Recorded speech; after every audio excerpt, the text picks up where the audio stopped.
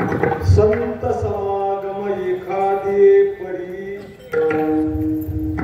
संत समागम एखादी परी, व्हावे त्याचे द्वारी श्वानयाचे,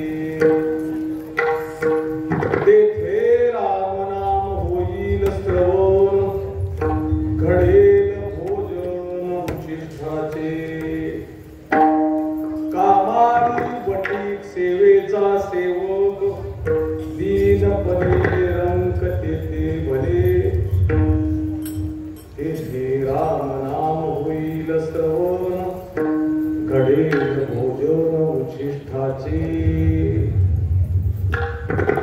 तुका म्हणे सर्व सुख त्या संगती, तुका म्हणे सर्व सुख त्या संगती, घडेल पंगती संतांचिया,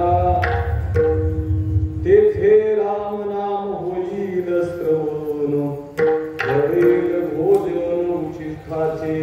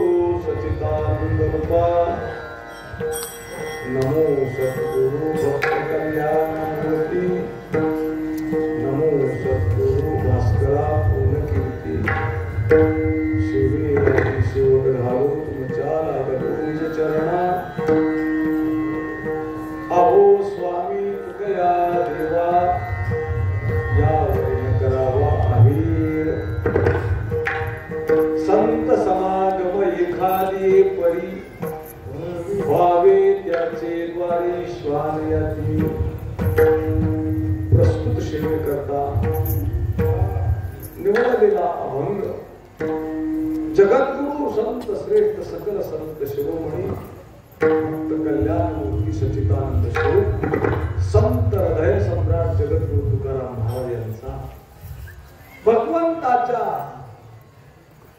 समोर उभे राहून आपल्या अंतर्यामाची मागणी व्यक्त करणार आहोत. आपल्या ह्या नामसप्ताहाची आजची ही समानताची कीर्तन सेवा श्रावण शुद्ध प्रतिपदेला प्रारंभ झाला बरोबर आहे ना त्याच्या मागे. आणि आज सप्तमीचा दिवस आहे. उद्याच्याला प्रसादाचं कीर्तन आहे, काल्याचं कीर्तन आहे. आणि काल्याच्या कीर्तनाच्या आदल्या दिवशी जे कीर्तन असतं त्याला अलीकडच्या काळामध्ये आपण जागराचं कीर्तन. या कीर्तनामध्ये थोडासा दंडक आहे, मागणी पण आवडून घ्यायची. आपण जी काही सेवा केली आहे त्या सेवेच्या मोबदल्यामध्ये देवाला मागायचं. आता तुम्ही म्हणाल की तुकोबारायचं म्हणतात काहीच मागायचं नसतं, शेकडो अभंग आहेत. आणि आज या ठिकाणी चक्र तुम्ही म्हणताय की काहीतरी मागायचं. पण देवाला काही मागायचं आणि काही मागायचं नाही त्याचा दंड तुकोबाराने सांगितलं. देवाला अनुचित मागायचं नाही.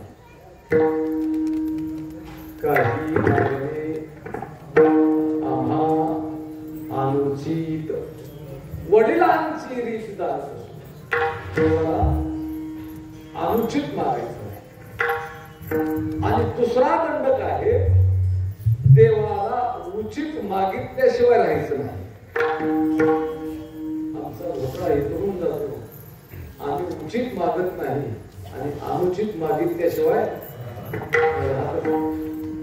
असो. म्हणून या नियमाप्रमाणे असं हे जागराचं कीर्तन आहे. अनेक वर्षापूर्वी या नामसप्ताहाची मोठमेळी होती. काही त्याच्यामध्ये गेले दिगंबर ईश्वरी होते राहिल्या जगामध्ये. आणि लोक ज्यांनी सुरुवात केली ती लोक तिथं नाही असो. आणि काही लोक आमचे आज आहेत ते प्रकृती स्वास्थ्यामुळे येऊ शकत नाही असे आमचे परमस्नेही देवकरांचा खऱ्या अर्थानं आम्ही ज्याला पट्टा म्हणतो असे आमचे राजरामबाबा इथं नाही. अनेक वेळा अनेक कीर्तन मी इथे त्यांच्या माध्यमातून खूप केलेले, पावसात पण केलेले. आज सुद्धा मला वाटलं पावसात कीर्तन करायला योग येतोय का काय. असो, जगद्गुरु तुकोबारायांचा मागणी पर अभंग. या अभंगातून जगद्गुरु तुकाराम महाराज देवाला मागणी करतात. महाराजांची मागणी काय विशेष आहे. महाराजांच्या करता तर देव काही द्यायला तयार. एक वाक्य नेहमीच वापरतो. जगद्गुरु तुकोबारायांना पांडुरंगाने म्हणावं तुमच्या करता काय करू. पण महाराजांनी तेवढ्याच ताकदीनं उत्तर द्यावं. आणि काही नाही मागणे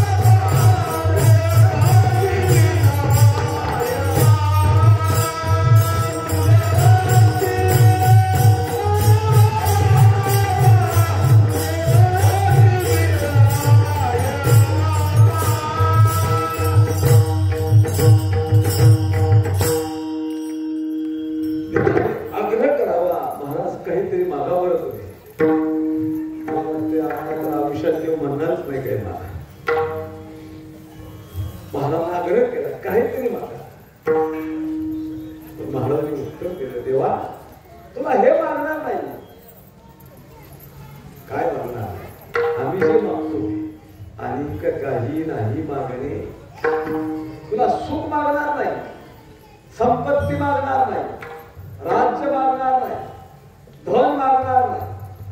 कुटुंबाला काही वेळ होते काय म्हणा, हे तर मागायचं असतं देवा. हे तुला मागणार, तुला साकडं पडेल असं काही नाही. काही मागण्या अशा असतात की साकडं पडणार आहे. आम्ही माळापुरीला गेलो असं समजा आणि आमची वैजनाथ तीर्थे कोणत्याही माणसाचं उदाहरण, अहो तुमच्यावर काम आहे, मला थोडा ना काय काम, माणसाला मग अंगावर काढायचं. मग बाहेर येताना म्हणतो पैशाचं सोडून बोलावं, माणसाला काटा देता येत नाही. महाराज म्हणतात तुला साकडं पडत असं काही मागत नाही, माझं मागणं सोपं आहे, तू चिंताच करू नको माझ्या नावाने. व्यवहारामध्ये मागणारा कोणाला आवडतच नाही. तुकाराम महाराज म्हणतात देवा तुला अशी अडचण पडेल अशी मागणी आहे, तुला साकडं पडेल असं मागणी. तुकाराम महाराज देवाला काय मागताय? देवा येणं केल्या प्रकारे कोणत्या का होईना माध्यमातून मला संत संगती दे. काय दे? संत संगती. शेकडो आवड संत संगती चरण सेवा जेणे हा तुझा विसरण मिळावा, हाच भाव माझी आजीवा देवा. रोजचा कीर्तनकार बदलतो, तात्या महाराज अभंग बदलतोय, निरूपण बदलतोय, चाल म्हणणारे बदलताय, वेगवेगळ्या रागात गाताय. रोजचा अभंग एक ठरलेलाच आहे, मागणी देख प्रती आहे देशील तरी पाहे या संताशी निरवी. हेच अभंगच बदलत आहे, सगळं बदलत आहे. काय विशेष आहे मला काहीच नको, फक्त एवढंच आहे. सगळी यादी वाचून दाखवली, मला हे नको ते नको, मला फक्त संत संगती. अखंड दया तुझी प्रीती सयाची संगती मगमी कमळावती असं काय विशेष आहे ना त्या संगतीमध्ये? काय विशेष आहे? तुकाराम महाराज सांगतात त्या संगतीमध्ये सर्व जीवन आहे. म्हणून या अभंगामध्ये महाराजांनी तर अतिशय निकृष्ट भूमिका स्वीकारली. केवळ संत संगती करा, कोणत्या का होईना माध्यमातून मला संत संगती. तुकाराम महाराज म्हणतात एखादी एक बरी, कोणत्या का होईना. मला असा दावा नाही, मला मनुष्य जन्म दे संताची संगती. तुला वाटलं तर कुत्र्याचा जन्म दे. कुत्र्याचा जन्म चांगला आहे का? एक जण मला वाटतात चांगला आहे ना, त्याला दुसरा माणूस कुत्रा म्हटला. मग चांगला आहे, तुला कुत्रा म्हटल्यावर आवडेल ना? कुत्र्याचा जन्म निकृष्ट आहे. कुत्र्याला किंमत नसते. माणसं सर म्हणतात काय तुझं कुत्र्याचं जन्म आहे. कुत्र्याचा माणसात एक दोष आहे, कुत्र्यात एक दोष आहे. कुत्र्याला कुत्र्याची गती सहन होत नाही. मोटरसायकल चालल्यावर काय त्या कुत्र्याचा धोका होतो? त्याला आडवून पाडते पण ते सोडत नाही. मोटरसायकलच्या पुढं कर, फोर व्हीलरच्या पुढं कर. मला एक जण म्हटला कुत्र्याला दुसऱ्याची गती सहन होत नाही आणि माणसाला दुसऱ्याची प्रगती सहन होत नाही. खरंय का? ह्या दोन गोष्टींमध्ये निकृष्ट जन्म कुत्र्या. पण तुकाराम महाराज म्हणतात तुझ्या मनात आलं ना तर मला कुत्र्याचा जन्म दे, तो आनंदाने स्वीकार. मी नाही म्हणणार, पण तो कुत्रा मात्र वैष्णवाच्या दारात असतो.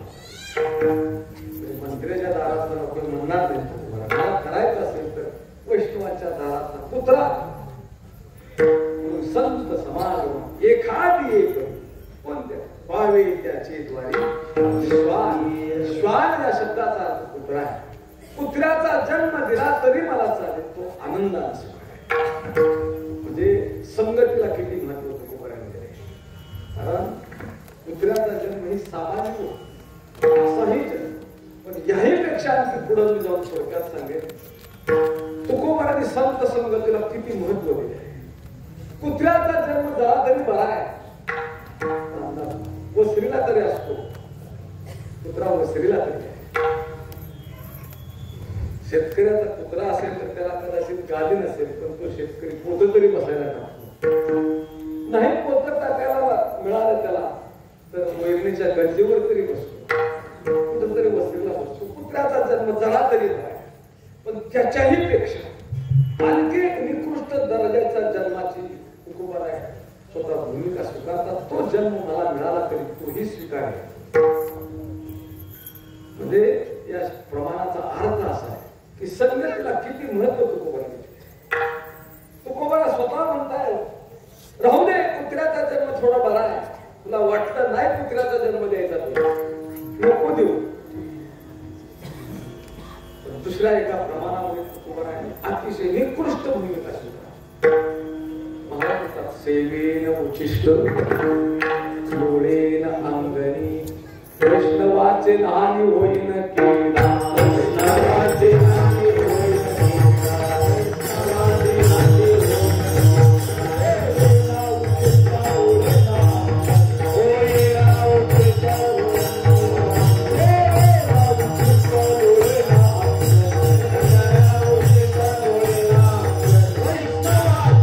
नानी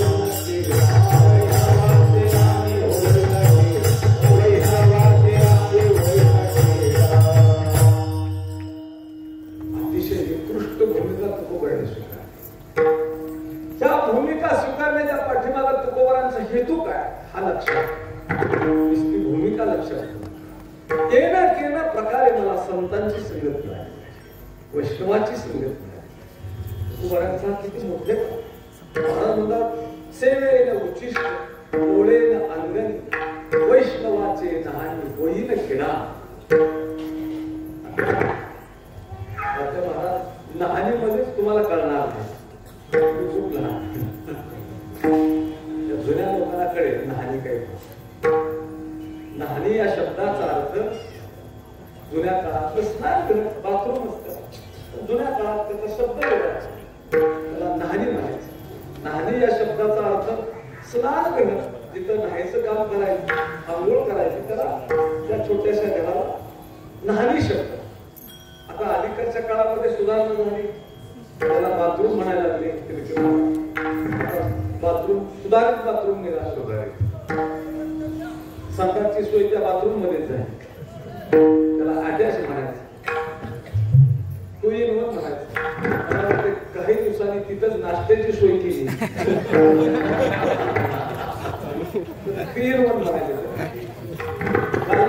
परत जेवणाची सोय रामदास महाराज केली तर झोपायची सोय तिथंच झाली तर फायली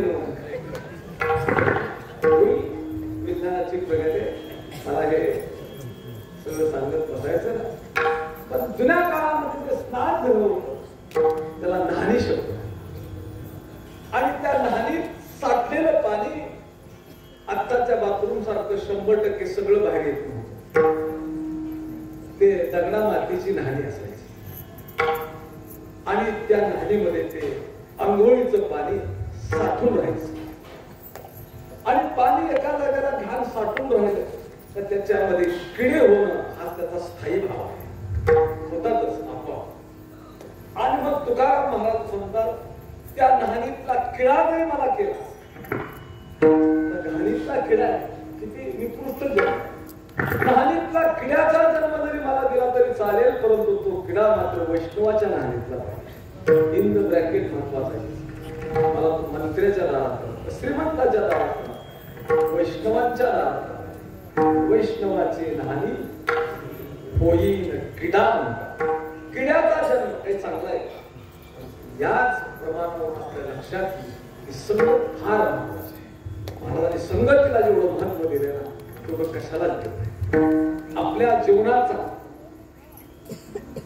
सत्याचा साक्षात्कार हा संगतीमध्ये बघायला मिळतो. आपल्या जीवनाचा लक्षात घ्या, सत्यानाश हा सुद्धा संगतीमध्येच बघायला मिळतो. दोन्ही गोष्टी जीवनामध्ये परिणाम चांगला दिसत असेल तर संगतीचा परिणाम आहे, आणि जीवनामध्ये परिणाम वाईट दिसत असेल तर तो परिणाम ही संगतीचा आहे. चांगल्याही परिणामाला कारण संगतच आहे आणि वाईटही परिणामाला कारण तुकोबारांचा संगत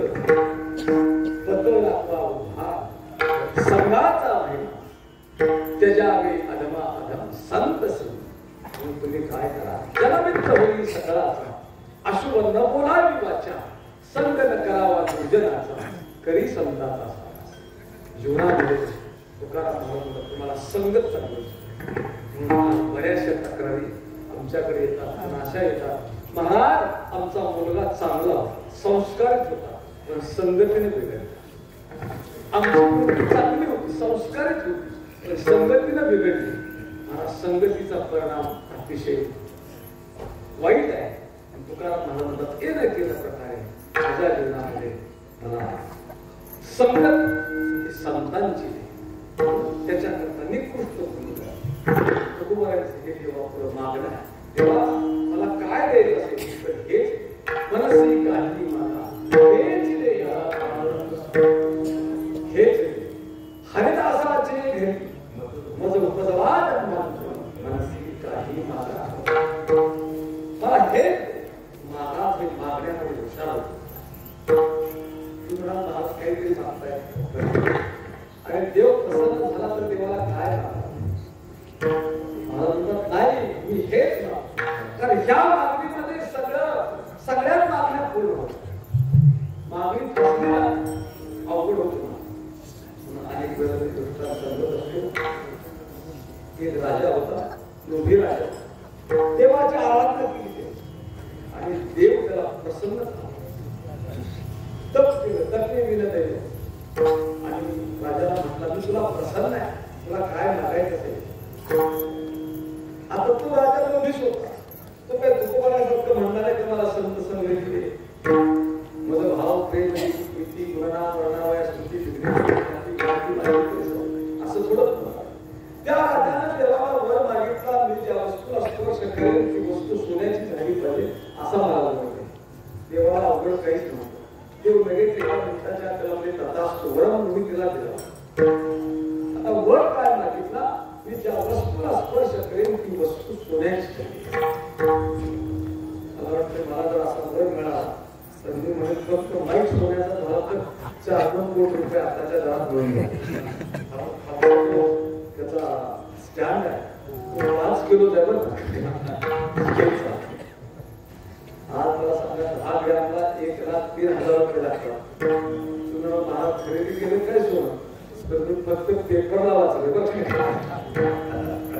महागड असतो आहे आणि त्यांनी काय केलं, राजवाड्यामध्ये सगळ्या वस्तू सगळ्या सोन्याच्या 4 वाजेपर्यंत सगळा कार्यक्रम झाला. 4 वाजता सिंहासनावर बसले. राजेसाहेबांच्या धर्मपत्नी आल्या म्हणजे सकाळपासून राजेसाहेब कुठे गेले दिसतच नाही, यांचं एक काम करा. राणी आली, पाण्याचा तांब्या घेऊन थंडगार पाणी वाळा टाकलेलं, चांदीचा तांब्या, चांदीचं पात्र पाणी सगळं घेऊन आले. राजाला तो तांब्या हातात दिला. तांब्या चांदीचा होता, तो सोन्याचा झाला. मात्र सोन्याचं झालं. आज तो पाणी सोन्याचं झालं आणि तो तांब्या स्वीकारत असताना राणीच्या हाताला राजाचा स्पर्श झाला. त्याबरोबर राणी सुद्धा सोन्याचाच पुतळा झाली असे. मग मात्र राजा घाबरला. नातू कुठेतरी खेळत होता, बाबा आले खेळत आला. त्या नाताला उचलून घेतल्यावर नातू सोन्याचा झाला. आता घरात ते सोन्यासारखी माणसंच राहिली पाहिजे. सोन्यासारखी माणसं सोनं होऊन उपयोग नाही. जेवायला बसला, हात सोन्याचा, पुढे सोन्याची, बुंदी सोन्याची, कोशिंबीर सोन्याची, सगळं सोन्याचं. आता किती दिवस भूक लागली, सोन्याचा भात खायला गेला पोट भरलं.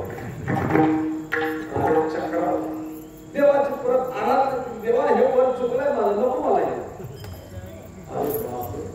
देव म्हटला, अरे तुझं माझ्या वर मागून घेतला, तू बऱ्याच गोष्टी सोन्याच्या केल्या. देवाने पहिली करत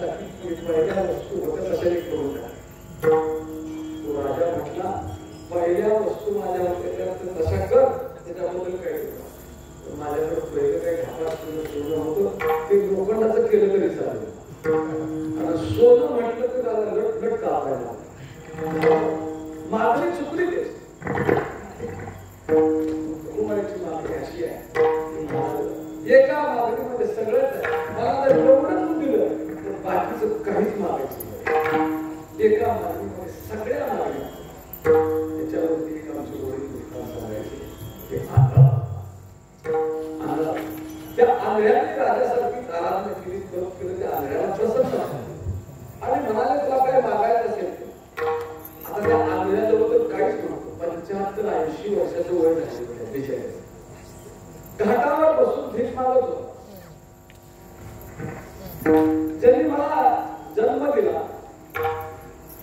ते माझे आई वडील नाही ते माझं काही करू शकत नाही पण ज्यांनी खऱ्या अर्थानं जन्माला घातलं म्हणजे देवा असा कोण जगन्यंता माझा विचार करणार आहे त्या देवाची आराधना केली 12 वर्ष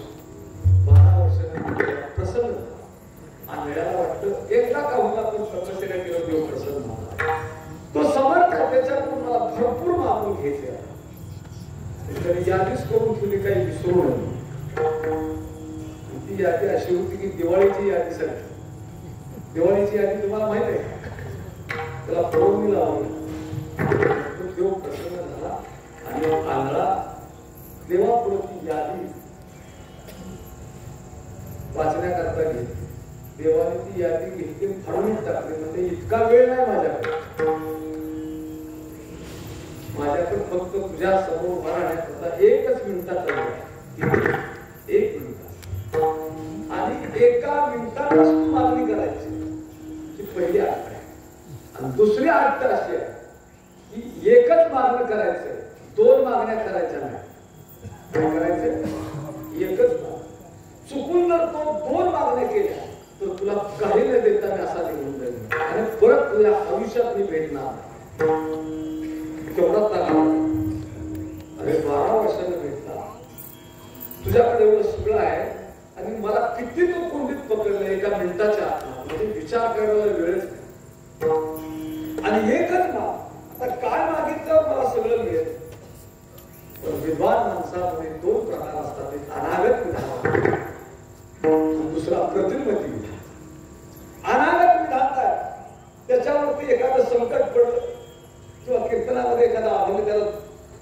एखाद्या व्यक्तीने दुसरा त्याच्यावरती चिंतन करा अनागत व्यक्तीला ते जमत नाही त्याला अगोदर मार्गदर्शन घ्यावं लागतं गायडन्स घ्यावं लागतं माणसं बघावे लागतात किंवा एखाद्या अडचणीत सापडतात तर त्याच्यातून बाहेर निघण्याकरता कुणाचं तरी मार्गदर्शन घ्यावं असा एक विद्वानामधला वर्ग आहे तो मार्गदर्शन करतो वाचन करतो त्याच्यातून सही सलाम पण दुसरा असा एक वर्ग आहे की ऐन वेळेला कसल्या तरी अडचणीत सापडला कसला तरी क्लिष्ट विषय त्याला व्याख्यानामध्ये कीर्तनामध्ये प्रवचनामध्ये दिला तर त्याच्याशी त्या संबंधाला बोलतो मुक्त छंदाला बोलतो काही माणसं अशी बोलतात मुक्त छंद आमच्याकडे महाराज आहे कोल्हापूर भागाकडे त्यांचं प्रवचन होतं 4 दिवस आमच्याकडे मठामध्ये आमच्या पद्धत आहे अशी की कुणाला वाटलं तर ज्ञानेश्वरी प्रवचन करा कुणाला वाटलं तर गाथावरती करा गाथा किंवा ज्ञानेश्वरी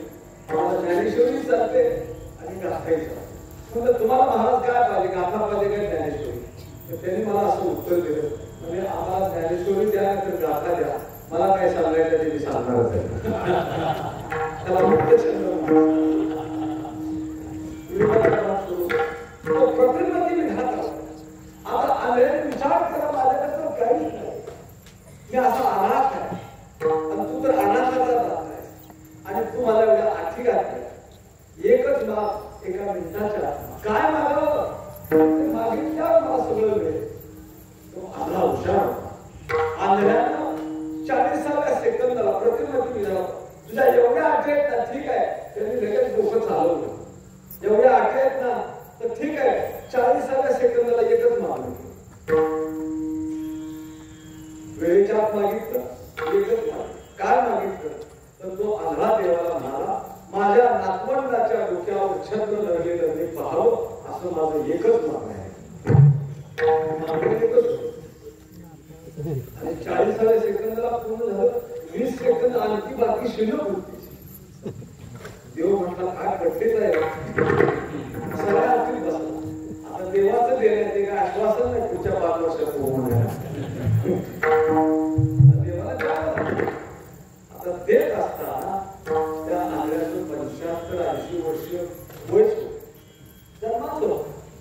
बिचाराचं लग्न पण नव्हतं झालं. कोण बायको चांगल्याला मिळेल त्याला कोण देणार?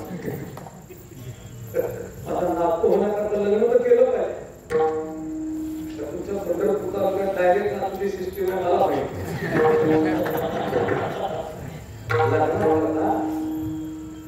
नातू करता लग्न झालं.